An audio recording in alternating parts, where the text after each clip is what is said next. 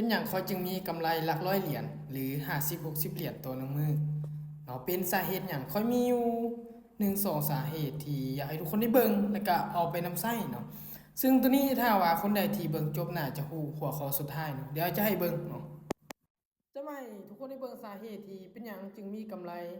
หลักร้อยเหรียญหรือ60-70เหรียญต่อหนึ่งมือเนาะอันดับแรกเลยหัวข้อที่1ก็คือต้นทุนเนาะ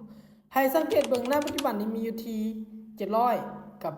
78ดอลเนาะในการเก็บ60ดอลบ่ยากเพราะว่าเฮาเก็บเพียง 10% ของมันเนาะคือ 10% เนี่ยเป็นความเสี่ยงที่ว่าต่ำแล้วในการที่เฮามีงบอยู่700เนาะซึ่งออเดอร์นี้ได้ออกไปอยู่ที่60บาทดอลให้ทุกคนได้เบิ่งถึงการใส่บริงก์เบนว่ามีความแม่นยำขนาดใดเนาะซึ่งการเทรดในรอบนี้ขอจะมาให้หัวข้อสุดท้ายก็คือที่2จะให้เป็นท้ายคลิปเอาให้ทุกคนนี้ไปศึกษา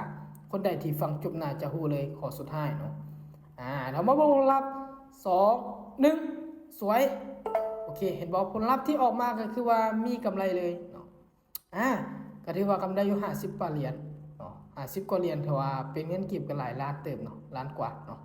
ตัวนี้จะเป็นผลลัพธ์และหัวข้อสุดท้ายที่จะบอกไปก็คือบทเรียนเนาะเฮาต้องมีบทเรียนเป็นของตัวเองเนาะบทเรียนก็คือแบบใดหากที่เฮาสังเกตเนาะการใช้บริงก์เบนนี้เฮามีบทเรียนที่ว่าดีเนาะไปศึกษาแน่นแล้วเวลาที่เฮาเข้ามาตลาดเนาะเฮาสังเกตเห็นจุดตลาดเข้าแบบนี้โอ้ตรงกับบทเรียนของเฮาคือเทรดไปเลยเนาะและเน้นที่แผนการบริหารเงินทุนไปนำตัวนี้จะเป็นหัวข้อสุดท้ายที่อยากให้ทุกคนนี้ไปศึกษาให้มันแน่นที่ค่อยใส่มาเนาะ